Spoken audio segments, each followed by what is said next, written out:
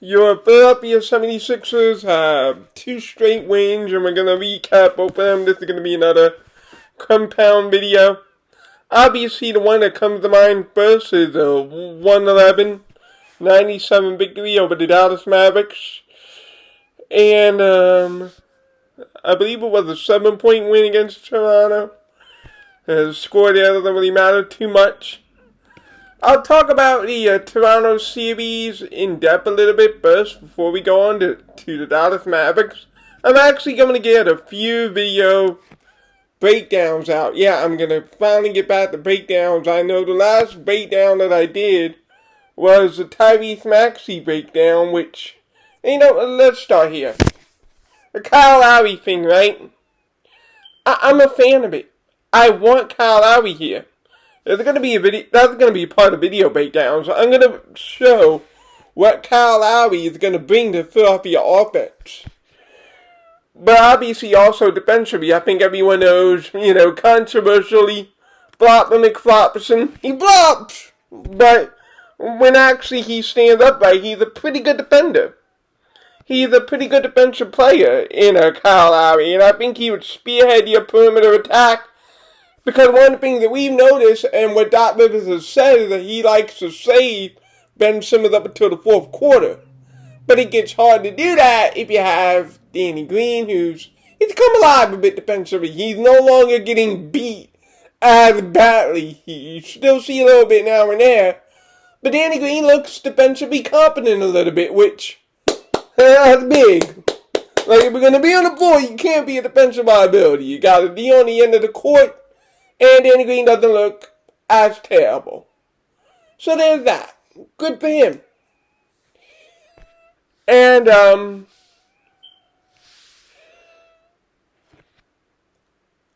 for Court Mars, who hit a couple of shots tonight.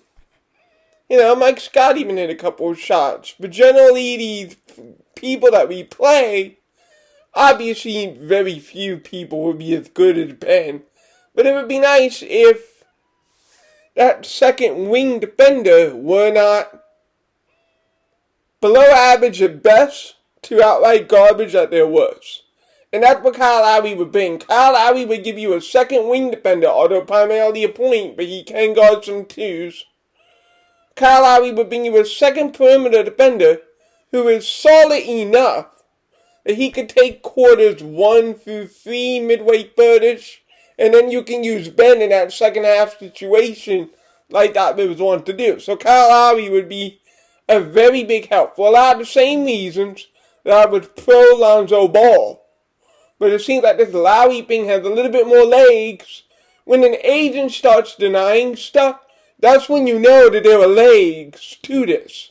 So this is a really real possibility to watch out for as we get closer to the March 25th trading deadline. But I'm going to show more of a video breakdown for it on what Kyle Lowry brings. Because he is a great player. But not only is Kyle Lowry a great player, I mentioned this a couple of videos ago, guys. I don't think we can use Tyrese Maxey. Tyrese Maxey, he's young, he has a burst of speed, and he has a nice change of direction. In 2 years, Tyrese is going to be a monster in this league. And before the season, I called it a gap year. Everyone started to recognize that it was a gap year. That's what we thought. That was the game plan. The game plan was clear cap space in a year or two, be able to plug in that Jimmy Butler hole in your heart. That was the game plan originally. That was the game plan. Joel Embiid's MVP candidacy changed that plan. And and if you're a GM, it's always good if a player improves and changes the plan. And that's what Joel Embiid has done, despite his struggles. And Toronto, I'm going to examine that video as well. The Toronto Raptors and what they did defensively in both games is Toronto runs what is called a 1-3-1, which can also be called a 1-2-2. Both of these are zone defenses, the box and one. It is a very aggressive zone defense. It is the most aggressive zone defense. And what makes it so aggressive is you basically got 4 players in what is termed the box. The left side of the rim, the right side of the rim, to the free throw line extended. If you notice, there are going to be 4 Raptor defenders inside of that box. What this does, it does a couple things. It takes away penetration up the middle, every zone does. But what makes the 1-2-2 and 1v1 so very different is that it also takes away the driving angle to your left or a driving angle to your right. There's always going to be a second defender because of the way they're positioned horizontally to the box. There are a lot of technical things about that defense. Like, Nick Nurse is one of the best coaches of all time. I am purely convinced. How do you know what makes a great coach a great coach? When you got your stars and your role players buying into a system, like Doc does here, and like Nick Nurse does in Toronto, that's when you can elevate to the next level. That's why those Raptors are feisty and competitive. That's why the Toronto Raptors rebuild is exciting. Because they're going to build a new core that's going to be great for Canada basketball for the next several years. With Nick Nurse at the helm. It's a very healthy situation up there. If I'm a Raptor fan, I'd be excited. Those technical details are inside that box. What you'll notice is that every Raptor player has their back to their defender and looking at the ball. Their body is positioned to the ball. Now, all zone defenses, generally speaking, you do play the ball. You play the zone that you occupy rather than the man. But I like how they have their back to the defender.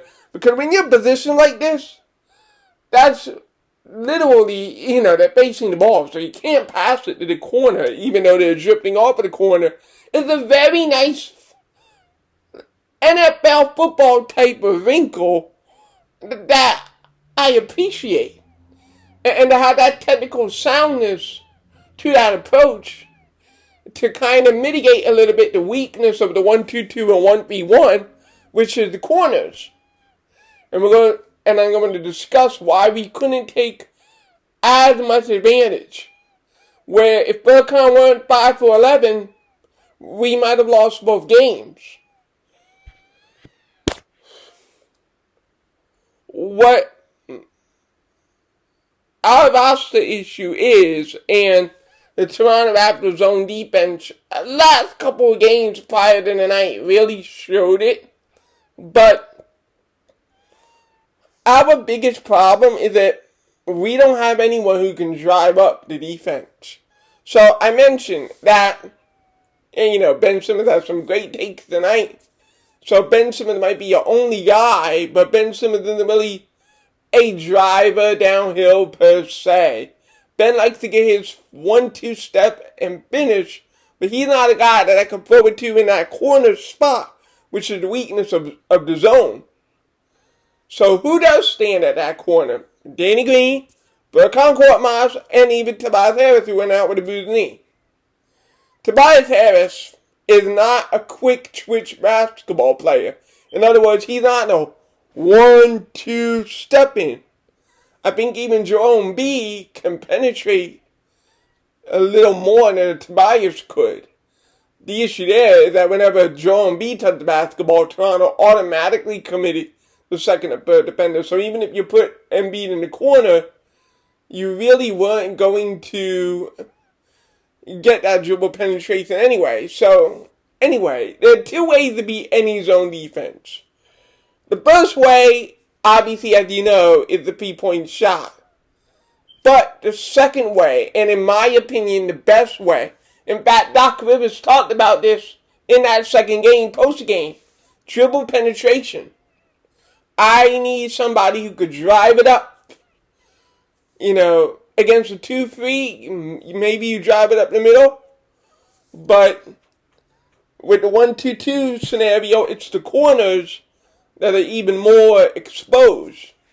And we just don't have anybody there. That's just a reality. We don't have anybody who we could give him the ball.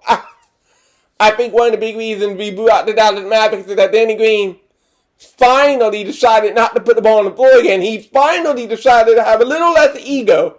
he started dribbling the ball, really, during, remember, the coronavirus protocols. And kind of got in his head egotistically a little bit, you're not a good basketball player. Stop dribbling the ball. But that's the challenge. None of these guys on the wing can dribble the ball. And then Kyle Lowry, and you put Kyle Lowry at the wing, and Kyle Lowry can dribble the ball. And so I think dribble penetration is something this team needs to add. Your only source of offense can't be some spot-up shooter. Not only because it's inconsistent, but because it doesn't fit in the defense. Think about how LeBron James always fed into the defense, and it doesn't need to be a LeBron level. We just need a guy that we could trust semi-reliably to be able to catch the ball off of a Ben Simmons pass and be able to attack the rim. I'll show more of this on tape, but I thought the Toronto Raptors zone defense, it was excellently executed, and I also thought that it exposed our lack of perimeter play. So that Toronto game. We're going to go to the Dallas game. Dwight Howard, when of science. If Dwight Howard could play like this, you would not be talking about backup center. Dwight Howard was amazing tonight. Just energizer, going after rebounds, going after loose balls, setting screens, rolling to the rim. And credit to your teammates like Shake Milton for finding him. A dunk he had in the fourth quarter. Woo! 26-year-old Dwight Howard, I see you. I see you turn the clock back a decade. I wish I could do that. I would have no more of this, and I'd have clean face. I wish I could turn back the clock 8 years, 9 years, like Dwight Howard did tonight. His energy was crucial, and really his scoring. He is a guy that can convert 3 or 4 field goals a game and knock down a couple of free throws, like 2 for 4 or whatever, and give you 12, 13 points off the bench. It's really important because this bench unit, you know, and Mike Scott hitting a couple of feet, that's crucial. Mike Scott needs to let it fly. You're only going to get in 12 minutes a night. You can't be 12 minutes 0-0. If you touch a ball and you're open, fire the shot. It's not like you're dribbling and getting in the lane. It's not like you're a free throw creator. No, the only thing you can do is stand on there from the outside. And if that's the only thing you can do, then in the form of Danny Green and Steph Curry, fire the damn shot. That is all we ask. That's how you contribute. By catching the ball and firing it. If you make it, great. If you miss, we're not really expecting anything from you anyway at this point. Seriously. And in fact, good for him to hit the shots to up his trade value a little bit. And it's Kyle Lowry discussing. Speaking of Steph Curry, I thought Steph Curry did some good things tonight. You know, I've been really hard on Steph Curry, and I know about the coronavirus, I know about health and safety protocols, and just ankle, and all these things are factoring in, but god damn, what a drop-off from his first 12 games of the year to the last 16 or so. Like, the last 16 games is what I expected from him, honestly, to begin the season. You know, I was upset about the third year of the contract. I'm like, why are you bringing in this decent rotation guard who only maxed out at 25 minutes? And at the time when he played bad, honestly, he should only have 25 minutes. So you have this basic third guard in your rotation who is on the sixth as a starter. And for the first 16 games of the year, I'm like, hold the phone, Steph Curry is low-key making an all-star candidacy. And then the next 15, he drops off entirely.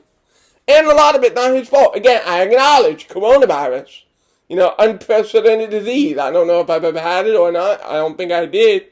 If I did, I don't know. And kind of, I'll be very thankful for that. Be thankful and be appreciative if you're one of the people who ends up getting a mild case or no symptoms, few symptoms, you know, and all that. And all that's good for you. Be thankful because about 500,000 people lost their lives to this unprecedented disease, and, you know, you feel bad for them, obviously. Feel bad for anyone in that circumstance. And you feel bad for anyone who gets sick with it to the point where you feel a lot of symptoms. So, obviously, you hope that Steph Curry can continue this recovery. Just like Maxey had to go through his recovery. He also had the bug. So, hopefully, it gets better and better for Steph Curry. Because, my God, what a drop off. But tonight, he did pretty good. Tonight, he put the ball on the floor, and let's talk about putting the ball on the floor. You can put the ball on the floor and go to the rim. That's one thing. You put the ball on the floor to just shoot that 18-foot jump shot. Or as Mark Zumoff would say, dip it and stroke too. The important part is the stroking too, not the dipping in. If you dip in and you miss, oh no. No. Stop it. See, that's good Steph Curry and bad Steph Curry. Good Steph Curry goes 3 for 3 from 3. Able to get a layup or two and set some people up. Basically, good Steph Curry can be low man's Kyle Lowry. Offensively, defensively is another thing. And I would still want Lowry. More ball handlers. And it's just unfortunate because it was the role that Tyrese played early. And I think what happened is that when everyone came back, Doc went to court. And this is the issue with the rookie. He was going high and high. And now, your confidence is low when I'm playing good basketball. I put up 22 and 7 against the Nets. I put in 38 against the Denver Nuggets. I'm putting in 15 and 16-point games. And now you're telling me I'm back to getting scrap minutes. What gives? I play good basketball. And so from that perspective, that mentality kind of hurts a rookie. And that's why I say it doesn't make sense for us to keep Tyrese. If Tyrese is going to be in this limbo for the rest of the year, it doesn't make sense while we have the opportunity to punch it in. Now, we didn't know that we had the opportunity to punch it in. That wasn't the value that we had on Embiid, and it definitely wasn't on record. The season didn't start yet. But if we did know, if we perceived that, we hoped for that, but we didn't know it. But if we knew it at the time, Daryl Morey would have most likely traded the pick for a player. Because just right now, it's just an odd fit. 19-year-old, couple years away, but at the same time, he's too talented to not play coach's decision. That's why I've been saying up until this trade deadline, whatever, and I would still do it for the purpose of showing the Raptors what he can do. Put Tyrese Maxey in the G League. Put him in the G League and let him get a couple of games of 35 plus minutes. Let him go in and rediscover himself in a non-pressure environment. Rather than have him sitting on the bench doing nothing and then coming home with only 4 minutes. Like, the talent that I saw in that Kentucky tape, I was there. That tape was there. His ability to finish around the rim, I don't know why he's only taking floaters. I don't know why I don't see him taking the various angles to the rim that he used to take. He used to be a phenomenal finisher, and now he's just relying on a very inconsistent floater shot. I don't know. What I do know is this. I feel like the kid needs a break. The kid just needs an environment where he can ball without any restraint, just like what Paul Reed is doing. Paul Reed in the G League is developing his game, developing his skill, and he's going to be a very crucial piece of the Sixer bench next year. He's going to get that Shake Milton type of contract. Same thing here. Tyrese just needs to get game experience in the G League where there's no consequence and he can just ball out. And if you trade him and you see him doing this in the G League, that will give, the Raptors an inclination. Hey, this kid is really, really talented. And he is. It's just it's a weird fit where the circumstances just did not fit.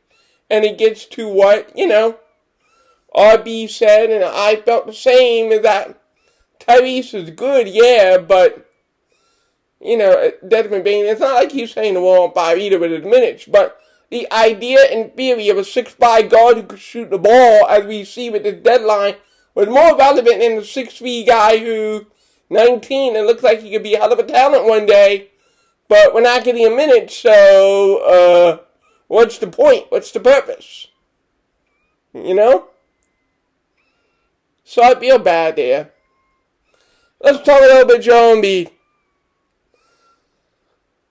Joe, because of the way the Raptors play defense in the Raptors series, first of all, the refs are atrocious. Can we just say that? And Embiid got the line choked down tonight, but in general, for example, even tonight, Joe Embiid goes up on alley-oop, and there's a Dallas Maverick defender on his back. This should be a foul. It should be a loose ball foul. But it's not. I believe these NBA officials literally, and you even saw with the Ben Simmons block that was called a foul, later challenged and won by Doc Rivers. The NBA officiating this year has been absolutely ridiculous. It is what it is, but it's the worst officiating I've ever seen. And I know as NBA fans, we tend to feel that way. And you feel that way even more when you're the number one seed in the conference. And every call matters, but holy fucking shit! The referees are just, literally, not gonna win, have an aneurysm just watching these refs. Good mother of Lord! Just atrocious. And when you're a post player, you kind of need those. And that's the other thing, too, with Kyle Lowry. Once you get a penetrating guard who can make passes, Joel Embiid creates so much of his own offense. And Ben Simmons is not a traditional guard per se. He's a transition, he's a downhill attacker, but he's not the guy that, when in your set defense situation, okay, I can set up a big man. But you add in Kyle Lowry, and Kyle Lowry can do those things. Adding in the combo guard does not, I repeat, does not take away from the ball handling forward. Mo Williams did not take away from LeBron James. Kyrie Irving didn't take away from LeBron James. In fact, Kyrie Irving wanted that same circumstance with Kevin Durant and James Harden because of the image. You know what? I do need it. I do need it after all. If I want to be a contender, I guess I need it. Because on my own, at the very best, all I am is the 8th seed. Like we've seen Kyrie Irving own teams. It is what it is. On his own, he's not anything. But if I get James Harden, if I get Kevin Durant, then I could be second in the Eastern Conference. Still think that we're a better team defensively. Especially if we can get Kyrie Lowry, that's going to push us over the top. But hey, Kyrie Irving is closer now than he's ever been, even with the Celtics. Having a ball handling forward does not mean that the guard is going to take away from the forward, or that the forward is going to take away from the guard. It's just going to open up your attack to have more ball handlers on the floor than it would be to have the spot-up shooter who stands there and can't bend you off the bounce. So that's all that is.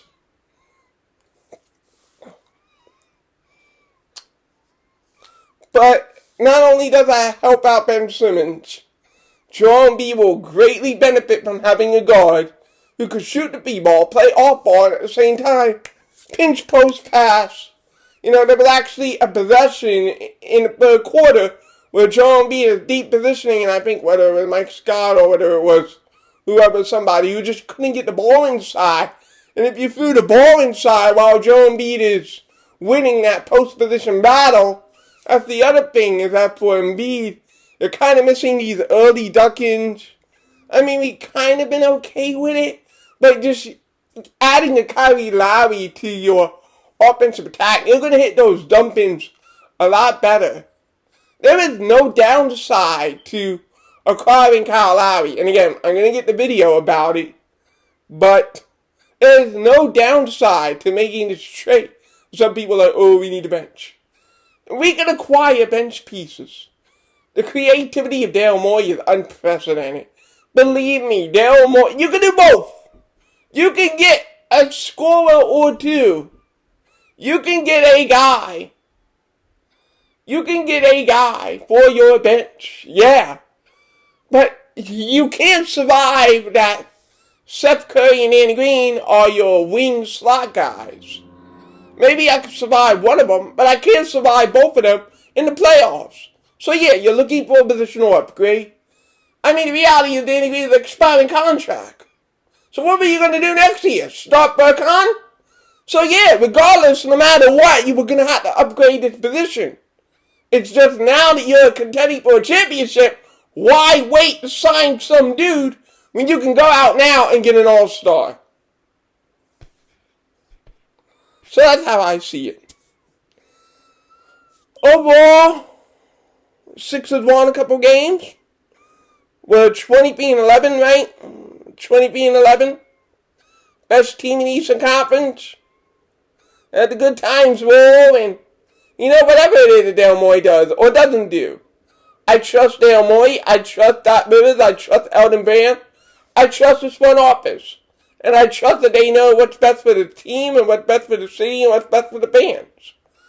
I have never been more faithful in the organizational top brass than I am right now. And that says a lot about the positive direction of this team. And the players obviously own a great part of that too. So, you know, let's keep the good times rolling. We're halfway through the year and we're a little bit halfway to the goal. The goal, remember, winning an NBA championship. For the first time in the Ben Simmons and Joel Embiid era, we are seriously threatening it. And I hope that we can take advantage. Sixer Universe, peace.